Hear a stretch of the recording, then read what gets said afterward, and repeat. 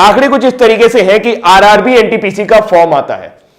कब आता है मैं आपको डेट मेंशन करता हूं। यह फॉर्म आया था 1 मार्च को, 31 मार्च इसकी लास्ट डेट थी भरने की। 35,000 के आसपास वैकेंसी थी। इसके बाद एक दूसरा फॉर्म आता है 12 मार्च को और 12 अप्रैल थी उसकी लास्ट डेट भरने की। वो थी आरआरबी ग्रुप डी, जिसे ग्रेड डी भी कहा जाता है। इसमें 1 लाख से ऊपर वैकेंसी थी। हम सभी के सपनों में एक जान आती है कि चलो ठीक है, बढ़िया है, रेलवे में नौकरी करेंगे, अच्छी नौकरी मिलेगी। लेकिन उसके बाद फिर शुरू होता है खेल। खेल किस तरीके से शुरू होता है? खेल कुछ इस तरीके से शुरू होता है कि 1 करोड़ से ज्यादा लोग, मैं एग्जैक्ट डेटा दे रहा हूं आपको, मैं अभी एग्जैक्ट डेटा देता हूं आपको, 1 करोड़ से ज्यादा लोग आरआरबी एनटीपीसी का फॉर्म भरते हैं और 1 करोड़ से ज्यादा लोग ग्रुप डी का भी फॉर्म भर देते हैं।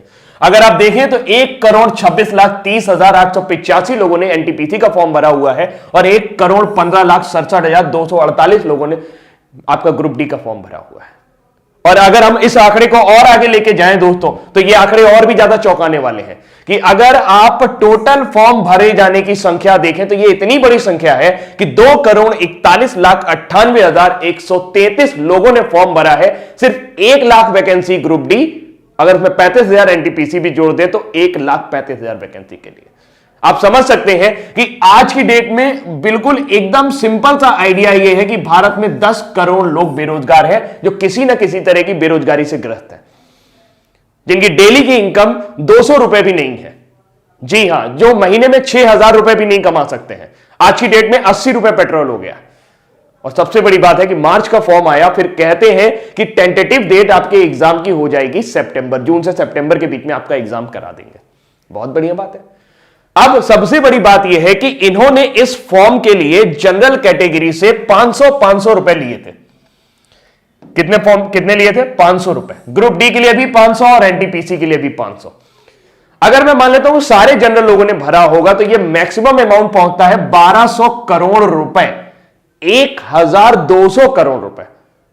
अगर मैं मान लेता हूं कि सारे के सारे कैटेगरी वाले लोगों ने फॉर्म भरा होगा जिनके फॉर्म की फीस 250 रुपए थी, तो यह आंकड़ा पहुंचता है जस्ट हाफ 600 करोड़ रुपए। लेकिन ऐसा होगा नहीं कि सारे जनरल ने भरा हो, सारे एससी ने भरा हो या सारे कैटेगरी वाले लोगों ने भरा हो।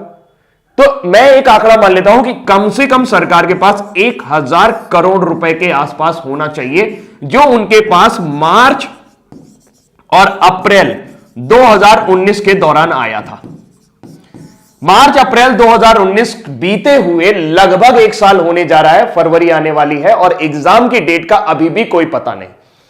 मेरा दिमाग तब खराब हुआ या मुझे गुस्सा तब आई जब कई सारे मेरे स्टूडेंट जो मुझसे पढ़ रहे थे वो ये कल कह रहे थे कि सर एग्जाम का पता ही नहीं चल रहा कि कब होगा, क्या करें, आत्महत्या कर लें क्या? दोस्त, कमजोर नहीं होना, हम आत्महत्या नहीं करेंगे। क्यों करेंगे भाई आत्महत्या? हमारे जो 500 रुपए हैं, जो 250 रुपए हैं, वो इन लोगों ने दे रखे हैं और 1,000 करोड़ रुपए इनके पास है और ये एक वेंडर डिसाइड नहीं कर पा रहे हैं। इनको एक वेंडर नहीं मिल रहा जो एग्जाम कंडक्ट करा सके। धारा 370 हटानी होती है, 1 दिन में हट जाता है। एनआरसी सीए लाना होता है, 1 दिन में आ जाता है।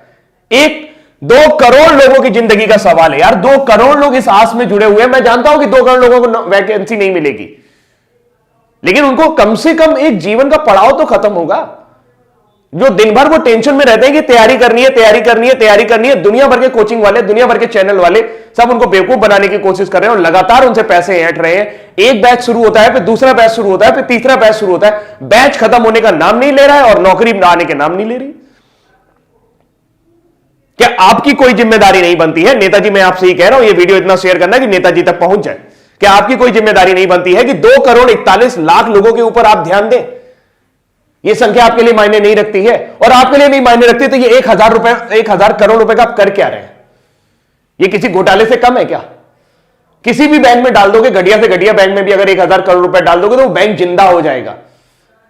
पूरे देश की आबादी सिर्फ 137 अरब है। मैं सिर्फ इसलिए बोल रहा हूं क्योंकि 1,000 करोड़ रुपए अगर आप उनको भी बांटना शुरू करेंगे तो कई लोगों के जीवन सुधर जाएंगे। और आपको क्या लगता है जिन्होंने ये 500 रुपए दिए वो बहुत अमीर घर से आते हैं? उनके घर में BMW खड़ी है, उनका बड़ा सा मकान है? जी नहीं, वो कभी भी आरआरबी ग्रुप डी और एनटीपीसी की नौकरी करने नहीं आएंगे। ये वो लोग हैं जो तिल तिल करके तैयारी कर रहे हैं, अपनी मेहनत खून पसीने की कमाई से तैयारी कर रहे हैं, वो पैसा देने की कोशिश कर रहे हैं।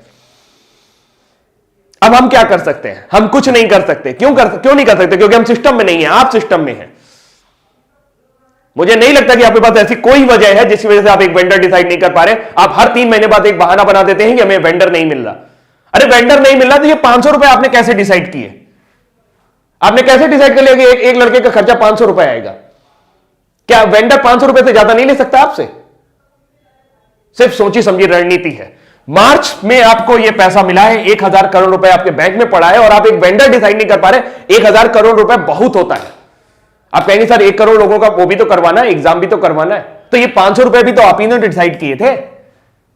जहां 100 रुपए फॉर्म के लगते थे वहां 500 रुपए लिए आपने। बोले कि सब वापस करेंगे, कब वापस करेंगे इसका पता नहीं है। आप सिर्फ और सिर्फ बिजनेस कर रहे हैं और इस 1000 करोड़ रुपए को घुमा रहे हैं। ये जनता का पैसा है और जनता जवाब मांगेगी आपसे दोस्त।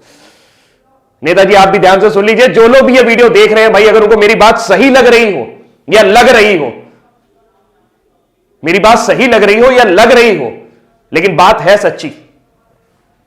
मुझे गुस्सा इसलिए आता है क्योंकि मैं एक टीचर हूं और बहुत सारे बच्चे ऐसे हैं जो मुझसे पढ़ते हैं और उनके अरमानों को जब मैं घुटता हुआ देखता हूं, जब उनके चेहरों को मैं उदास देखता हूं सिर्फ इस वजह से कि सर समय बीतता जा रहा है और हमारी एनर्जी, जी हां, आपके पास जो 65% युवा है उसमें से 2,41,00,000 लोग अभी भी इस एग्जाम की तैयारी कर रहे हैं। ये सिर्फ एक एग्जाम की बात है। एसएससी के साथ भी आपने यही किया था। लोगों के एक साल आपने बर्बाद कर दिया और इस तरीके के कई साल आप बर्बाद कर रहे हैं। उत्तर प्रदेश में एक वैकेंसी और लटकी पड़ी है 69,500, उसमें भी कोर्ट केस चल रहा है। अरे जब नौकरी देनी नहीं होती तो निकालते क्यों है यार? क्यों मजाक करते हो हमारे साथ? जब देनी नहीं होती तो निकालते क्यों मजाक करते हो हमारे साथ? हमारा जीवन इस तरीके से एक सपना बुनना शुरू कर देता है कि नौकरी लगेगी, नौकरी लगेगी। जिस उम्र में उनकी एनर्जी बढ़नी चाहिए, आपको क्या लगता है कि इतना हतोत्साहित युवक आप लोग हैं तो आप उससे अच्छा काम करा पाओगे? जो 1 साल 2 साल तैयारी करके आया होगा, जिसके लिए नौकरी मिलना ना मिलना सब बराबर हो चुका होगा। अरे कोई प्लानिंग ही नहीं है यार। बड़े बड़े आईएएस बैठे हो आप लोग, इतना सारा आईएएस भरा पड़ा है, सब जिसको देखो वो बहुत ऊंची ऊंची पोस्ट पे, वो लोग बढ़िया गाड़ी से चल रहे हैं, बढ़िया बंगले से घूम रहे हैं, सारा सब कुछ उनका जीवन सुलभ है, उनको इनकी फिक्र नहीं हो रही।